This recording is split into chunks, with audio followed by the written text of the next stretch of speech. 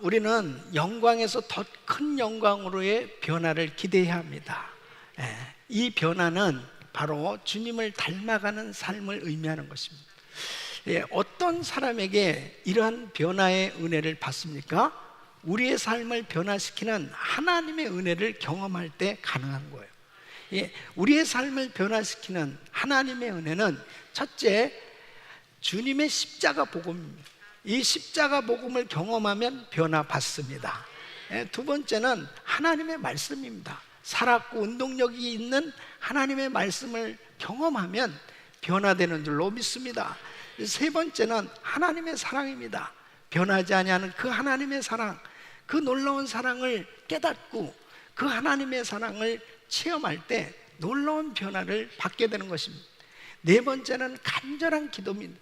이 기도 제목을 가졌다는 것은 축복이에요. 내가 하나님 앞에 간절히 기도하다 보면 내 자신이 하나님의 사람으로 변화되는 것을 볼 수 있습니다. 다섯째는 성령 충만함입니다.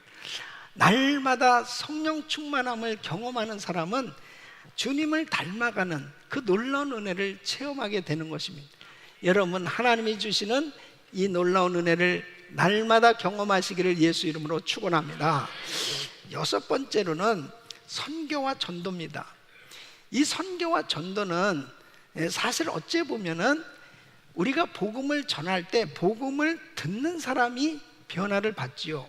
그런데 내가 복음을 전할 때 복음을 듣는 사람도 변화를 받지만 복음 전하는 사람도 하나님께서 은혜를 주셔서 변화시켜 주신다는 사실입니다. 자, 오늘 이 본문 말씀을 보면 예수님께서 이제 십자가에서 죽으시고 부활하셨어요.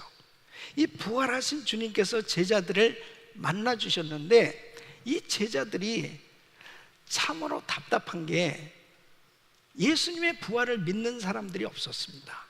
예수님께서 평소에도 인자는 고난을 당하고 죽을 것이다, 그러나 3일 만에 부활할 것이다, 그렇게 말씀을 전하셨어요. 그런데 이 제자들 가운데 예수님 부활하셨다 하는 목격자들이 그렇게 전해준 그 말씀을 들었을 때 모두가 한결같이 너무나 놀라운 것이죠. 그 중에 막 사모해서 예수님 부활하실 것을 믿습니다, 부활하신 주님을 만나기를 사모합니다, 이런 사람이 없었어요. 그래서 14절 말씀 보면은 그 후에 11제자가 음식 먹을 때 예수께서 저희에게 나타나사 저희의 믿음 없는 것과 마음이 완악한 것을 꾸짖으시니 이는 자기의 살아난 것을 본 자들의 말을 믿지 아니하매로라.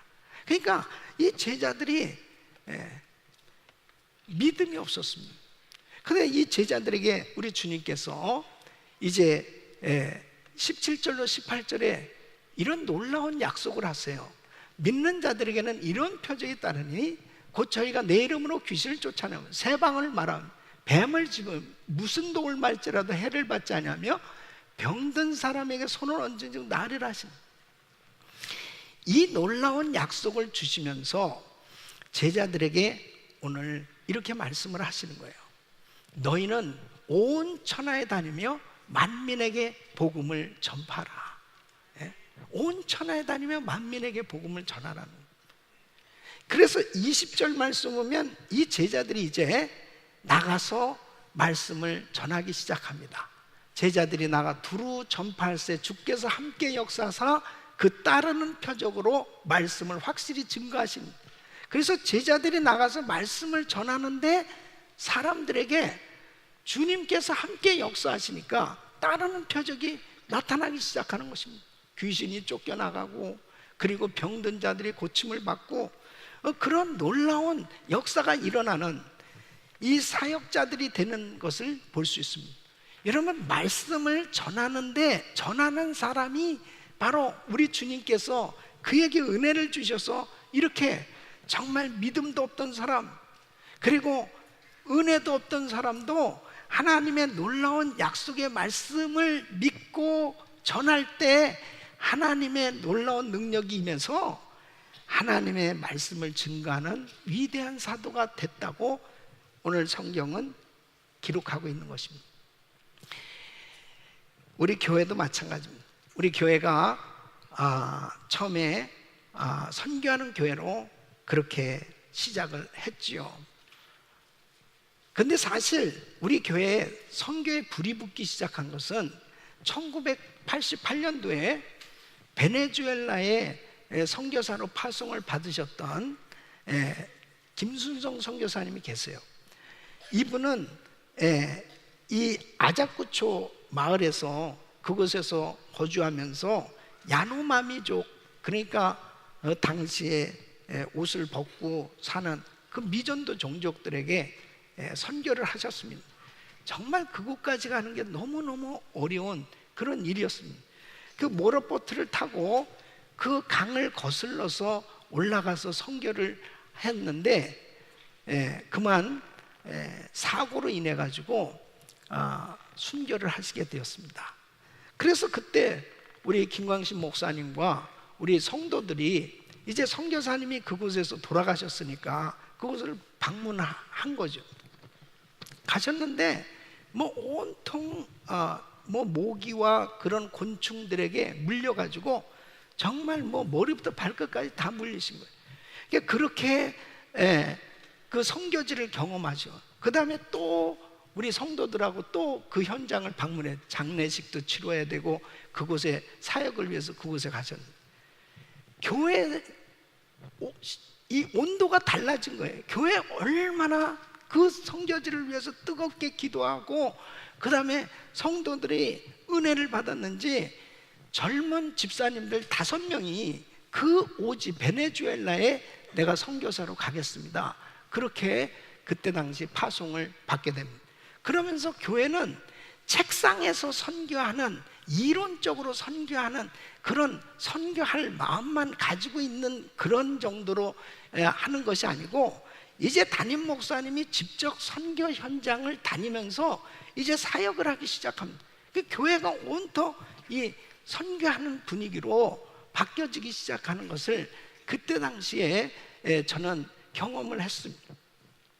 영원히 잊지 못할 그런 우리 교회의 큰 그 선교 사역의 전환점이라고도 볼 수 있고, 이렇게 뜨겁게 하나님 앞에 선교하면서 하나님이 주신 축복 가운데 한 가지는 바로 1994년도 그리스 페스티벌 모스크바 올림픽 스타디움을 빌려서 그때 우리 그리스 페스티벌을 갖게 되었습니다. 우리 미국에서 교회에서 거의 600명의 팀 멤버가 참석을 합니다. 그래서 그때 전용기 2대를 빌려가지고 렌트를 해서 그 비행기를 타고 모스크바까지 간 거죠. 그때 저는 승무원들이 사용하는 마이크를 들고 비행기 안에서 말씀을 전하고 그 다음에 우리 찬양팀들하고 같이 찬양하면서 모스크바까지 간 거예요. 그때 얼마나 우리 성도들이 충만해졌는지 모릅니다. 그때 13,000명이 모였잖아요. 그 올림픽 스타디움에서 정말 성령님의 임재를 경험하면서 하나님께서 이렇게 역사하시는구나. 그 현장에 있었던 성도들은 선교가 얼마나 중요한 것인가. 우리가 그분들 은혜 받게 하려고 봉사하려고 갔지만 우리들이 큰 은혜를 받고 돌아온 것을 기억을 합니다. 사랑하는 성도 여러분, 오늘날 우리 교회에 정말 많은 성도들이 참으로 이런 은혜를 경험하고 있어요. 자, 그러면 우리 주님께서는 이 전도하고 선교할 때 우리를 어떤 사람으로 변화시켜 주시길 원하시는가 하는 겁니다. 하나님께서는 우리들을 사랑하셔서 이렇게 선교하는 교회에 보내주시고, 바로 왜 전도하고 선교해야 되느냐, 이 사실에 대해서 오늘 이 말씀을 통해서 분명하게 우리를 깨닫게 해주시길 원하시는 거예요. 여러분 한 분 한 분이 정말 하나님이 기뻐하시는 사람들로 변화받을 수 있기를 예수 이름으로 축원합니다. 그 첫째는 우리가 전도하고 선교할 때 하나님의 심정을 가진 성도로 변화된다는 것입니다. 여러분, 예수님은 부활하셔서 이 제자들에게 얼마나 할 말씀이 많았겠습니까? 또 부활하신 예수님을 만난 이 제자들도 예수님에게 많은 말씀을 듣기를 기대했을 것입니다. 주님은 우리의 앞날을 다 아시는 분이니까 지금 현재 로마의 속국으로 너무 힘들게 살아가고 있는 이 이스라엘 나라가 언제 회복이 될까? 또 우리 주님은 내가 무엇을 하길 원하시는가? 여러 가지 주님이 말씀하실 게 많지 않겠어요? 근데 오늘 이 말씀을 하시는 거예요. 바로 한 곳에 모여 있을 때 예수님께서 부활하셔서 이 제자들에게 하실 말씀이 뭐예요? 15절로 16절 우리 다시 한번 같이 읽어보시죠. 시작. 또 가라사대 너희는 온 천하에 다니 만민에게 복음을 전파하라. 믿고 세례를 받는 사람은 구원을 얻을 것이요 믿지 않는 사람은 정죄를 받으리라. 마태복음 28장 19절로 20절 그러므로 너희는 가서 모든 족속으로 제자를 삼아 아버지와 아들과 성령의 이름으로 세례를 주고 내가 너희에게 분부한 모든 것을 가르쳐 지키게 하라. 볼지어다 내가 세상 끝날까지 너희와 항상 함께 있으리라 하시니. 그러니까 주님께서는 다른 것보다도 교회 사명의 핵심은 이 복음을 전하는 거라는, 이 전도하고 선교하는 것이 바로 성도의 사명이다. 다른 말씀을 하실 수도 있는데 우리 부활하신 주님께서 가장 중요하게 여기셔서 하신 말씀이 뭐냐? 주님의 심정은 멸망당할 그 영혼을 안타깝게 여기시면서 누구가 가서 이 복음을 전해줘야 되지 않겠어요? 이 복음을 전해줘야 된다는 거예요. 이 복음 전하는 일을 가장 중요하게 생각하고 계시다 하는 것입니다. 베드로후서 3장 9절에 보면 주의 약속은 어떤 이에 더디다고 생각하는 것 같이 더딘 것이 아니라 오직 너희를 대하여 오래 참으사 아무도 멸망치 않고 다 회개하기에 이르기를 원하시는. 그러니까 이 땅에서 멸망당할 영혼들을 안타깝게 여기시는 그 주님, 그 간절한 마음은 바로 그 안타깝게 죽어가는 그 영혼들이 구원받기를 원하시는. 그래서 주님은 그들이 다 회개하고 주님 앞에 돌아오는 것을 우리 주님께서 기다리고 계시다는 거예요. 우리 사랑하는 성도 여러분, 정말 우리 주님의 이 심정을 바로 이해하는 것이 얼마나 중요한지 모릅니다. 그 심정을 이해하는 것은 전도하고 선교할 때 주님의 마음을 이해할 수 있는.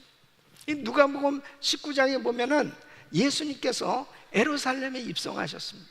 그 에루살렘에 입성하셔서 주님이 막 우시는 거예요. 아니 그 에루살렘 그 견고하고 웅장하고 화려하고 대단한 그 에루살렘 성을 바라보면서 왜 우리 주님께서는 우시는가? 제자들은 이해할 수가 없었습니다. 주님 왜 우시죠? 마태복음 23장 37절 보면 에루살렘아 에루살렘아 선지자들을 죽이고 내게 파송된 자들을 돌로 치는 자여, 암탉이 그 새끼를 날개 아래 모음같이 내가 내 자녀를 모으려한 일이 몇 번이냐? 그러나 너희가 원치 아니하였도다. 주님께서는 그 에루살렘 성을 바라보시면서 저들이 주님의 그 귀한 말씀을 받아들이지 못하고, 그리고 그 말씀 전하는 선지자들을 오히려 핍박하고 죽이면서 그 주님의 그 심정을 이해하지 못하고 살아가는 그 에루살렘, 그 백성들이 앞으로 멸망당할 걸 보시면서 우신 거예요. 돌 위에 돌 하나 남김없이 다 무너질 겁니다. 그것을 바라보시면서 주님이 우셨던 것입니다. 여러분, 역사적으로 보면 AD 70년에 로마의 디도 장군에 의해서 이 이스라엘은, 에루살렘은 멸망받게 됩니다. 그때 돌 위에 돌 하나 남김없이 모조리 다 성이 파괴된 것을 볼 수 있습니다. 오늘날도 마찬가지. 여러분, 이 껍데기가, 이 겉사람이, 자, 어느 대학을 나왔느냐, 그 사람이 얼마나 많은 재산을 가지고 있느냐, 명예를 가지고 있느냐, 그 사람의 이 겉모습을 보면서 사람들은 판단해요. 그러나 그 사람이 만일 예수를 믿지 않는다면 그 영혼은 어디로 가느냐 말이에요. 그 영혼은 지옥에 가는 거예요. 지옥불에 들어가서 영원토록 고통당할 것을 생각합니다. 지금도 주님은 울고 계신 거죠. 지금도 주님은 울고 계신 거예요. 사람들은 그 화려한 외모, 화려한 이 겉사람에 관심이 많아요. 그러나 진짜 그 속사람이 구원을 받았느냐? 그 속사람이 구원을 받지 못했으면 그 사람은 얼마 안 있으면 영원한 지옥에 들어가서 고통을 당한다니까요. 그것을 주님은 아시기에 지금도 울고 계시다는 거예요. 주님은 지금도 지옥 가는 영혼들을 바라보고 울고 계세요. 이 심정을 깨닫는다면 우리가 가만히 있을 수 있습니까? 내 자식이 지금 당장 죽어가고 있다면 가만히 있을 수 있어요. 내 형제가, 내 부모가 지금 죽어가고 있다면 가만히 있을 수 있어요? 가만히 있을 수 없습니다. 모든 걸 다 동원해서도 살리고 싶은 거예요.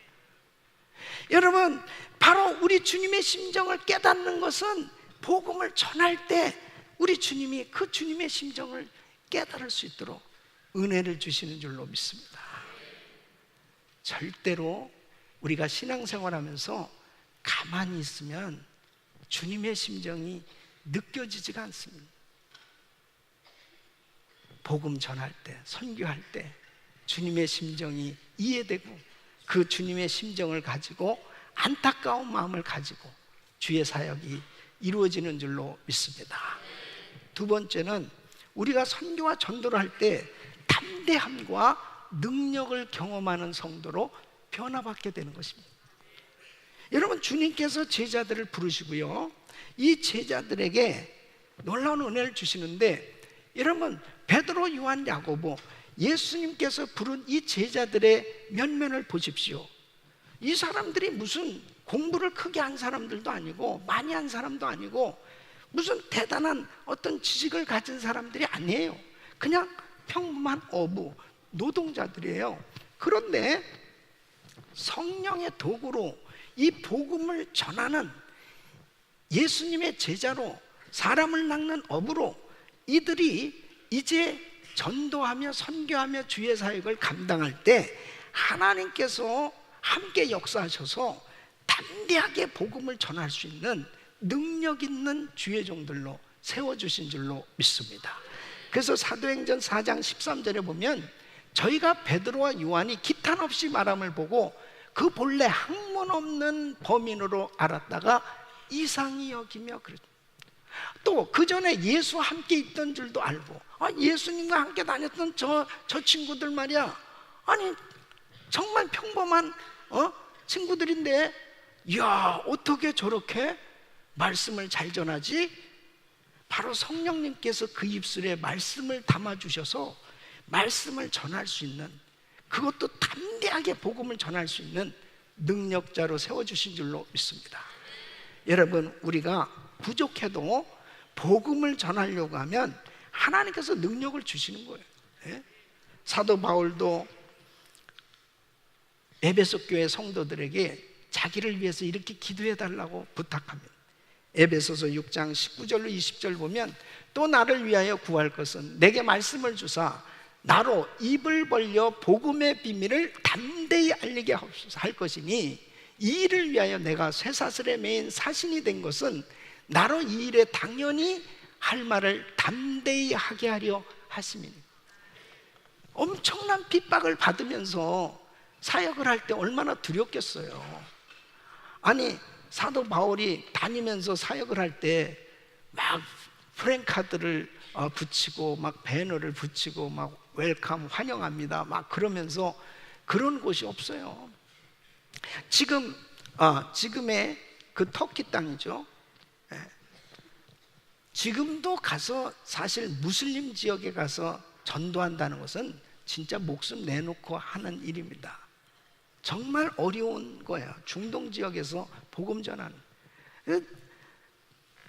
지금이나 사실 사도 바울 시대도 마찬가지예요. 그러니까 돌이 날라왔다니까요. 그래서 다 죽을 뻔한 것이 몇 번인지 몰라요.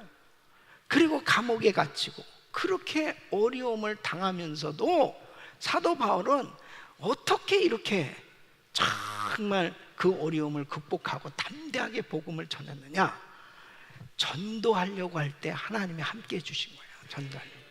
그러니까 귀신이 쫓겨나가고요, 병자가 고침을 받고, 그리고 죽은 자도 살아나는 이런 역사들이 사도 바울이 사역할 때 이런 놀라운 역사가 일어나기 시작한 겁니다.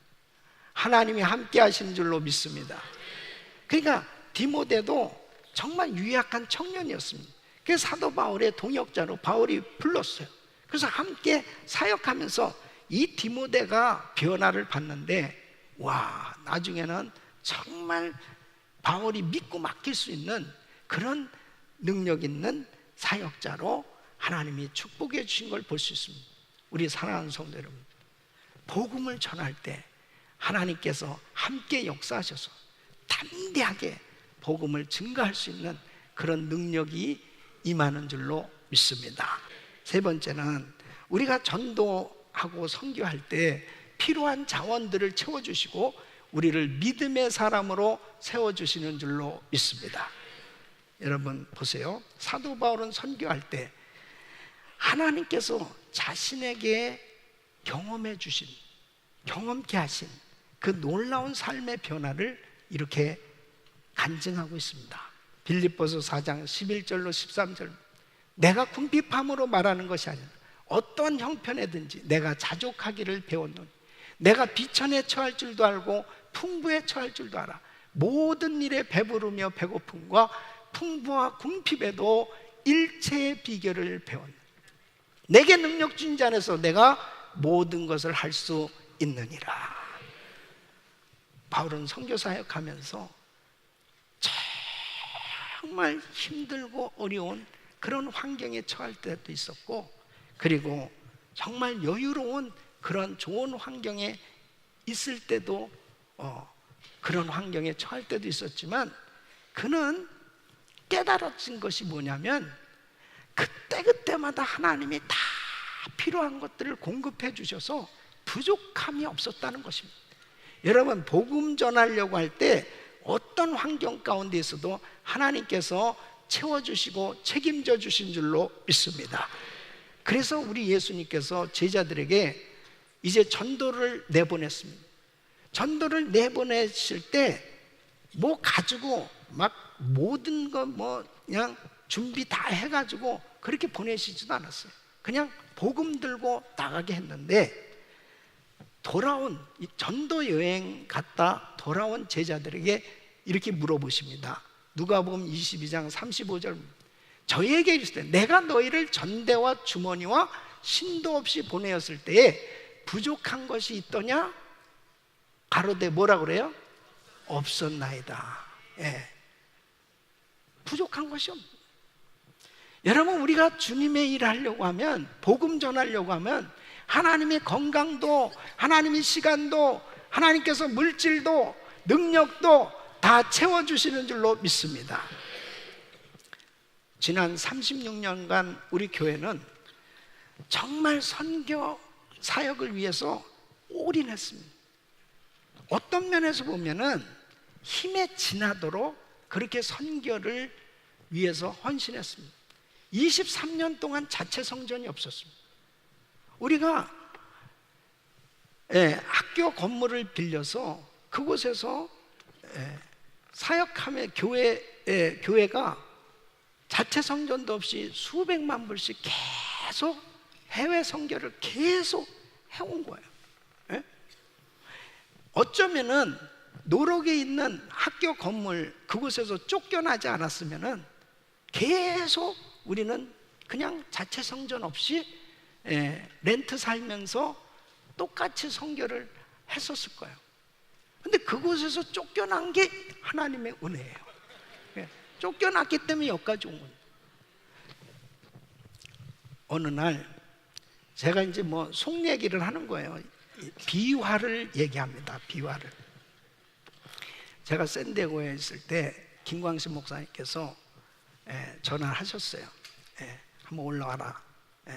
그래서 왜요? 그랬더니 건물을 보러 다니신다는 거예요. 건물.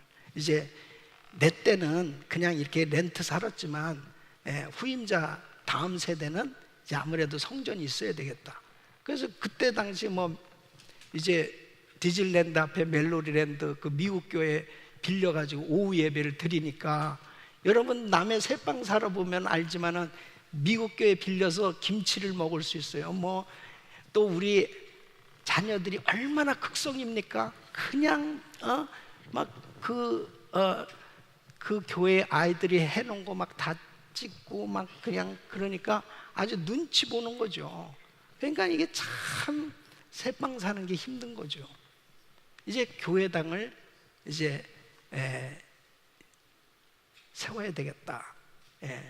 그래서 저 옆에 교회 그 건물을 처음 봤습니다. 그 이제 이렇게 문 닫은 공장 건물이에요. 이것도 좋은데요. 그랬더니 이거는 쩍 닫고 그러시더라고요. 그래서 이제 어디로 데려갔냐면요, 여기 휴스 컴퍼니가 그때 문을 닫았잖아요. 휴스 컴퍼니. 그 어마어마한 그 회사 건물입니다. 거기 파킹장에 딱 쓰더니 이렇게 말씀하시는 거예요. 70에이커만 사자. 70에이커. 여러분 7에이커가 아니고 70에이커. 70에이커를 사서 여기다가 교회를 하자는 거예요.